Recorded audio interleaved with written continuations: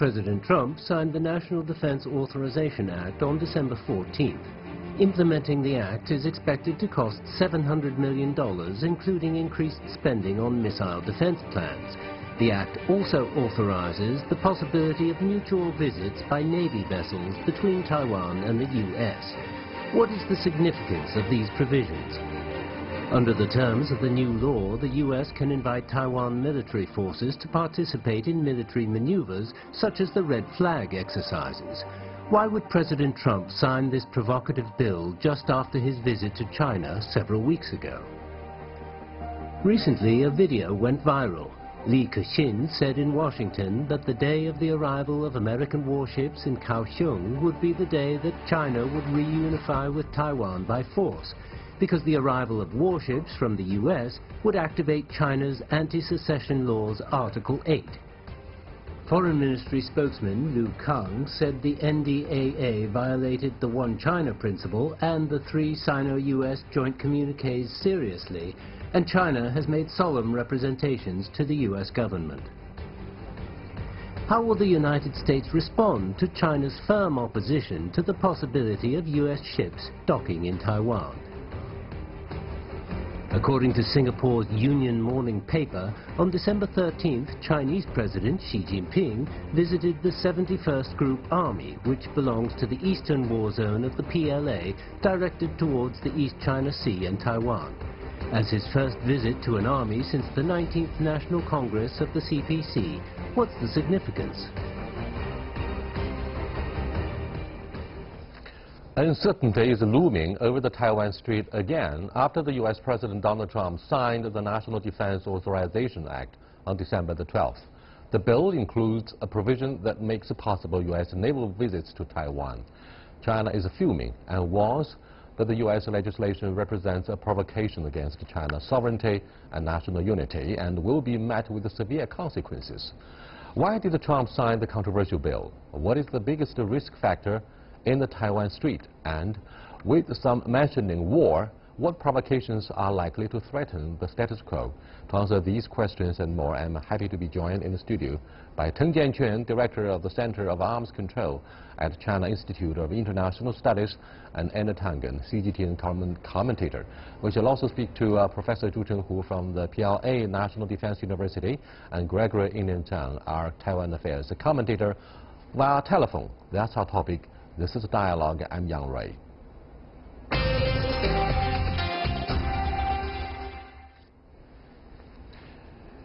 My first question, which should be a blunt one.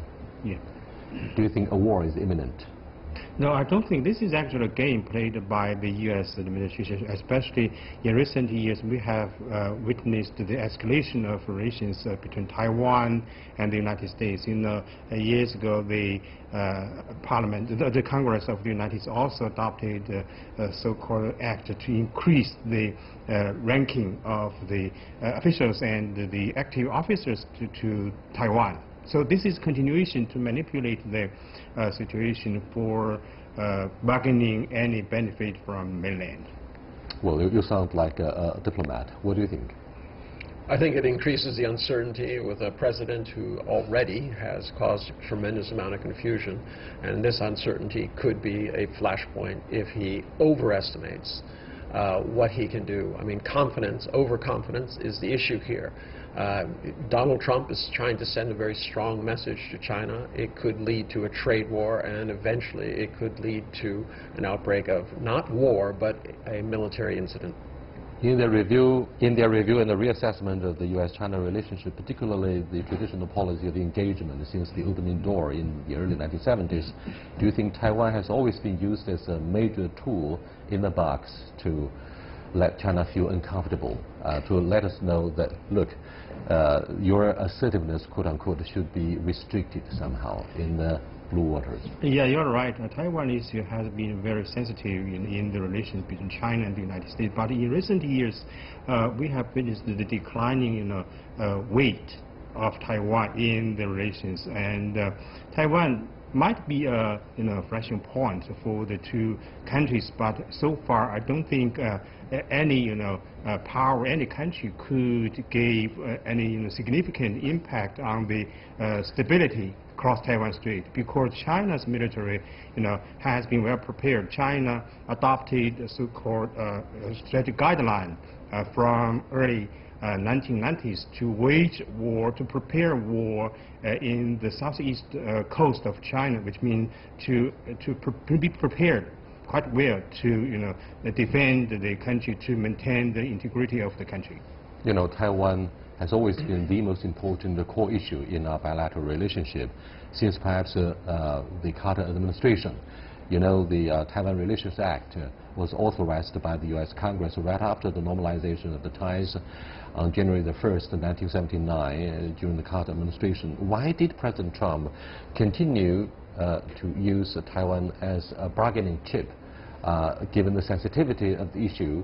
Do you think he's mad? Can we trust this guy whose unpredictability has become a hallmark of the presidency? Well, this is a difficult part. You have to remember Donald Trump is not interested in long-term strategy. It's situational strategy. So he'll use anything that he thinks is on the table. I mean, you remember he took the phone call from Tsai Ing-wen. I mean, this was a serious breach things, and he keeps trying to push China to see how far it can go. But what are his aims here? Is he looking to go to war with China? No. Is he looking to sell arms to Taiwan? I think so. Well, let me cross over to Major General Zhu Chenghu with the PLA National Defense University. Hello, Professor Zhu. Yeah. What will happen if a U.S. naval vessel pays a visit to a Taiwan port? Will the PLA take immediate actions? I believe that is a foregone conclusion. I don't think the Chinese military and the Chinese people can tolerate this sort of insultation to the Chinese. And furthermore, it is this action by the United States is a violation of the 3 joint communiques between China and the United States. Therefore, I believe that that is very, very provocative action, which will be beyond the restraint of the Chinese. Among the options on the table for the PLA, Major General, do you believe our bombers will take it for granted to patrol not only the Taiwan Strait, but also fly over the island of Taiwan to let authorities of Tsai Ing-wen know, look, we are very, very serious about this. If you let me do the sausaging, we'll do it. Will that be one of the most viable options for the PLA? I think the PLA has different options in dealing with the emergency across the strait. And of course, we will be prepared for any sort of interference from the United States. This is a must. I think those actions taken by the PLA in the past years or so, I think it is mainly shows the determination of the Chinese military to address the Taiwan issue by force. In case it declares independence, in case it is interfered into the internal affairs by the outsiders. So it all depends on how you interpret the outside interference. This is a very, very challenging issue for the Chinese people, for the Chinese government, and for the PLA. Thank you so much. That's Major General Zhu Chenghu's answer about the choppy waters across the Taiwan Strait since the passing of the National Defense Authorization Act, fiscal 2018.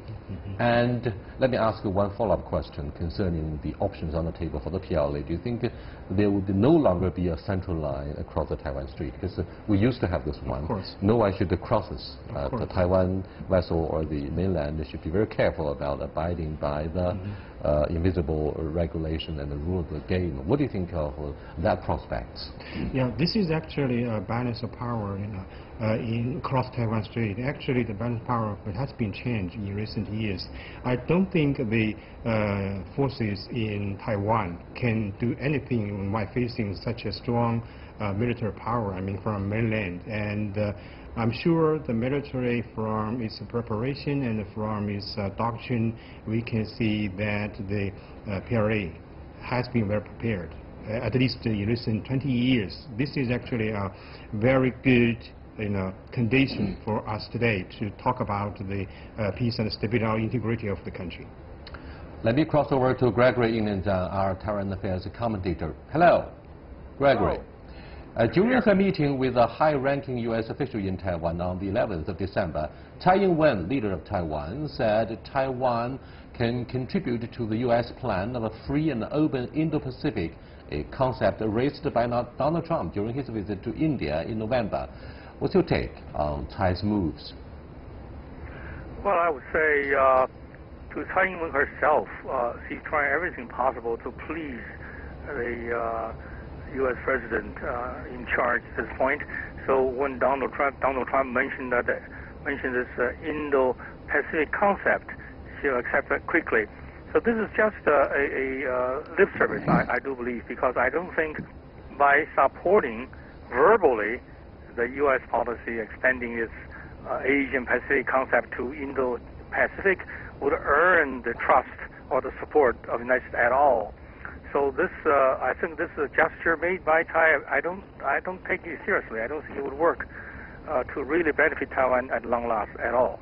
Observers across the Taiwan Strait are clearly aware of the consequences should our anti-secession law be mobilized in emergency situations. Now, having said this, Gregory, what are the considerations of Madam Tsai when every sign indicates clearly that she wants very much to promote the male-to-male ties between Taipei and Washington? I mean, diplomatic relations were severed on January the 1st, 1979 during the Carter administration. Military-to-military ties were immediately suspended since then. So what do you think of, this sort of dangerous moves by the Tsai administration in Taiwan? I think Tsai is not stupid. She's a very shrewd politician herself. On the one hand, she'll try everything to please the U.S. government to get moral support, including to some extent the military hardware coming from the United States. But on the other hand, she would not go to the extreme, for example, to declare Taiwan independence or to change Republic of China into Republic of Taiwan. So whatever she's doing in Taiwan now is try to crush the resistance or the strength from KMT. Therefore, DPP could replace KMT altogether in the next decades. Therefore, the DPP will realize the political dream and ambition of monolizing the whole situation. But again, what she has done in the past, for example, all the actions she's taken has actually displeased the retired government officials, government servants, also displeased the labor forces. So she's having a very hard time. I'd like to see in the next election, KMT has a chance to bounce back. No one questioned the resolve and political will of President Xi Jinping, who is said by Western media to be the strongest man and politician since Mao Zedong with the end of the Cultural Revolution. Now, you look at the overhauling of the military command and control structure, you look at the anti-corruption campaign within the barracks of the PLA, he says what he means. Therefore, do you think the Taiwanese authorities, particularly the pro-secession forces in the island, are clearly aware of the consequences should military vessels from the Pentagon are received in the so-called port calls? I'm sorry, the question was addressed to me again? My question is, Mr. Xi Jinping is said by the Western media the toughest guy since Mao Zedong with the end of the Cultural Revolution. You look at the military reform, you look at the anti-corruption campaign, he says what he means. Don't question his political will and resolve. Therefore, do you think, can you hear me clearly, Gregory? Well, I didn't quite get the question, I'm sorry. You can't hear me clearly? No, I didn't quite get the question. Could I just mention the question quickly? I'll respond to that. Do you believe authorities in Taiwan are aware of the consequences should the port calls take place between Taipei and the Pentagon? Well, of course, I understand this. For example, in case for any reason that the U.S. warship would visit Taiwan port, tomorrow or the next day, there will be the beginning of a very sad, maybe a war breakout across Taiwan Straits. So again, I do believe Tsai is a very precarious situation herself. she would try everything she can, to get support from outside, to get to try to defeat, to fool the voters in Taiwan, to keep on going, to maintain that DPP strong. But the situation is stronger than any indications. So I'm rather optimistic. I don't think there'll be a war breakout. Very quickly, the last question for you, Gregory. A recent poll conducted by a Taiwan think tank shows that the support rate for Tsai Ing-wen in the island is less than 30%. What is the main reason for the sharp decline in her popularity? Well, Tsai Ing-wen, of course, since he took over the administration a year ago, has done many things wrong internally. As I mentioned earlier, she has offended the retired government officials, government public servants. He agonized the labor force. Her plan to promote economic progress, trade expansion going south is a total defeat. At the same time, of course, the visitors from China to Taiwan declined drastically. So she has nothing to offer. And she proposed also to use expensive budget, for example, to purchase U.S. airplanes. So these are all the wrong decisions to make. So everything combined would translate into her declining of her approval rate continuously. But this does not necessarily would translate into KMT's success. KMT has its own internal things to be done, consolidation of the forces, attract the young people to come to his camp, and have strong candidates for the 2 years from now for the mayor election, and also have a good plan to really improve cross relations and gain the confidence and trust of the Taiwan people. That's what I think.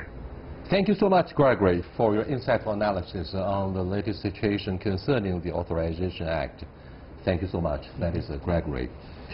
Do you think we should suspend any communication or correspondence with the Taiwan authorities, given the intransigence and defiance of Tsai Ing-wen, who will do whatever she can to promote the male-to-male ties with the Pentagon? That is a very, very dangerous move, isn't it?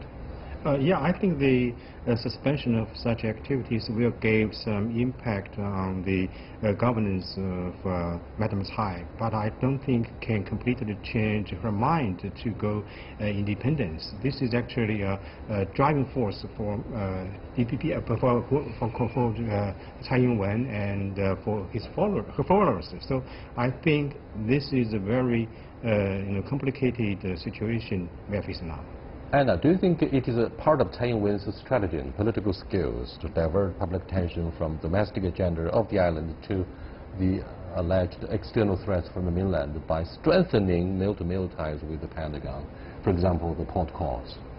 Yes, playing the nationalist card, given when you have very, very poor polling numbers. I mean, she has some real issues. Despite what Gregory said, actually Taiwan's economy has picked up, but they have some real areas of weakness. For instance, general unemployment is below 4%, but among young people, it's almost 13%. It just dropped just below that. So you have a lot of young folks out there who do it.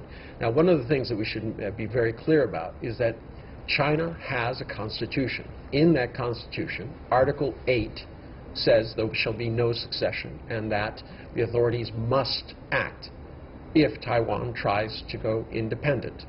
So this is not something where it's a question of policy. This has been written into China's constitution and therefore must be followed or the constitution changed. So people, when they're gauging this, should not think that this is a bunch of blustering or talking and just saying what might happen. This will happen if, in fact, the U.S. decides to send and Taiwan agrees to have ships in those ports. In fact, we decided to conduct this discussion just a few days after Minister of the Chinese Embassy in Washington said bluntly if there should be such a port calls by the American naval vessels, that will amount to a declaration of war, meaning China would tend to use the force to achieve unification. Do you think he's been authorized, or it's just his personal statement? But that's a likely scenario, I'm afraid, for the second case. Yeah, I think as a professional diplomat at his level, I'm sure this should be authorized from the government to give a clear-cut signal to the United States that any intervention in the domestic affairs will suffer a lot. And at this moment, I'm not so pessimistic about the future between China and the United States in this regard, because I don't think President Donald Trump can afford such a price to send military vessels to the port or harbor of Taiwan. This is the high price he should pay if he really wants to have such a arrangement. But no one thought that he would name Jerusalem as the capital of Israel for no apparent gain either. So no one knows exactly what he's going to do or why. I think he's very clever.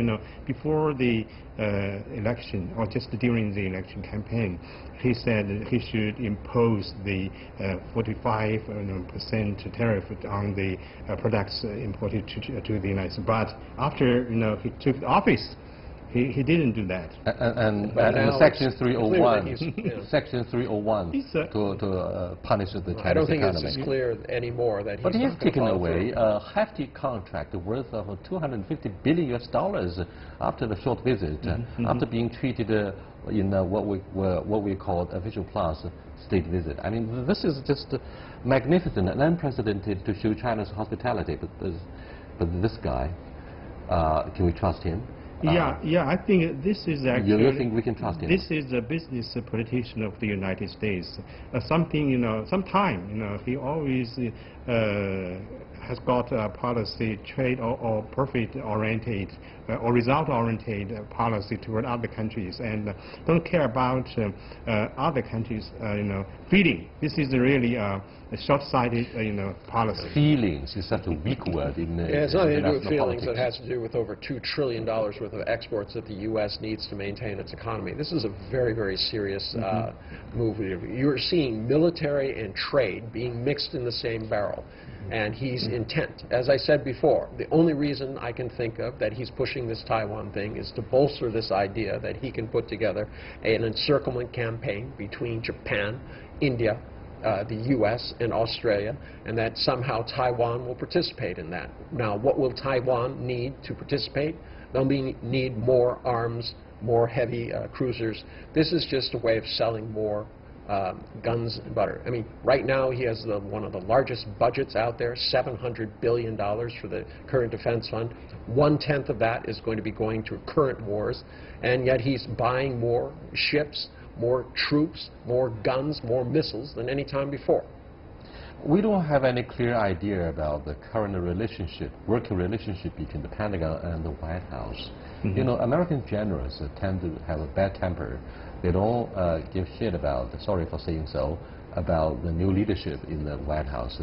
Do you think the National Authorization Act, Defense and Authorization Act is being used by the generals to increase pressure on China in the case of DPRK denuclearization process? Because obviously DPRK has been prioritized on the agenda of the Trump administration, and China is accused of not doing enough to, for example, completely suspend the fuel supply to the regime. Yeah, I think the military, especially the retired generals, have been playing a very important role in the decision-making in Donald Trump's administration, especially three retired generals, McMaster, the security advisor to the White House, and John Kerry, the director of the White House, and also the Secretary of Defense. These three retired generals today actually play a key role in the decision-making or the foreign policy making of the United States. And the Secretary of State, sometimes Tillerson, just watched and say nothing to the decision-making. This is actually a very specific issue for the United States. Military complex has been playing a very important role in decision-making. I'm going to disagree with it a little bit. I mean, first off, the Navy asked for one literal combat ship. They got 3. All right. The Air Force said we need 70 planes of a certain type. They got 90. Right. The Army got 16,000 more troops than they asked for. So you tell me how it is that these retired generals are doing this. The Pentagon puts together a wish list. All right. And President Trump believes that Christmas has come and that he needs to overfill their stockings. There's something more going on here. He promised he wants $1 trillion worth of military spending, backed up by $1 trillion worth of infrastructure, and there's no way to pay for it. So he's using the nationalist card, and I think this is very clear.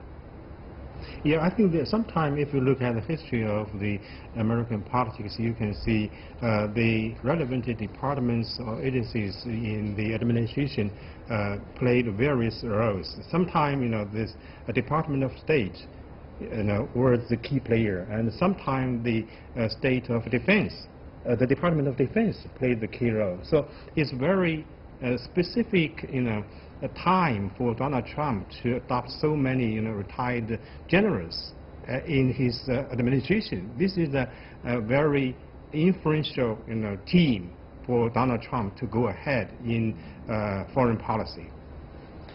Do you think for the rest of his presidential term, President Trump is likely to adopt a more severe trade policy, whatever means to balance the sheet between the United States and the Chinese economy? He's very unhappy about the trade deficit. Therefore, like Stephen Bannon, who's been ousted from the White House due to high political pressure, this guy is very tough on China. He says the United States has become or been left marginalized by the rapid expansion of the Chinese economy. Unless the United States were to do something tough, the United States will suffer more. So what do you think of his policy of containment? Well, right now, the person who's banging the anti-China drum is Lighthizer. And he's really taken the place of Bannon. Bannon is off in cheerleading Is he still against very China. Influential? Bannon, absolutely. In terms of shaping the China policy? The Mercers are one of 3 large, very powerful groups within the Republican Party who are giving the marching orders because they provide the money. The Koch brothers and then Sheldon Adelson are the other ones. They don't always agree. They make alliances and then they break them. They go in different directions. But right now, the Mercers are very intent on banging the drum against China. This is part of what they want to do. And yes, you are going to see trade issues come up. The thing that is not no one understands, and I think it was written about in the newspapers today, is that these are mutually dependent economies. The U.S. has over $2 trillion worth of exports. If those are threatened, you want to talk about jobs being lost. This would have a huge impact. I was chairman of my state's International Trade Council in Wisconsin. Directly or indirectly, almost 40% of the export economy touched somebody within Wisconsin. You cannot take that away and expect to survive. So what do you think of the consequences of further trade protectionism during the rest of his presidency in terms of decline in U.S.-China relationship? Generally speaking, I think the competition and the cooperation in trade and the economy has been intensified in recent years between China and the United States. When we look at the competition, some said it's very pessimistic about the future of the 2 countries' relationship. And if we look at the cooperation, I'm sure China and the United States, especially during the recent visit by President Donald Trump, enlarged its cooperation, especially from the consumer goods to capital goods. For the large of cooperation in energy and infrastructure and investment, this is a large area for China and the United States to cooperate. So I'm quite optimistic about the cooperation in trade between China and the United States. Of course, there should be clashes because some structural obstacles on the way between the 2 sides. Well, a smart guy like Tsai will definitely seize any opportunity to capitalize the trade protectionism or any tensions in the U.S.-China relationship. We'll watch out and see what's going to happen next. I'll see you next time. Goodbye.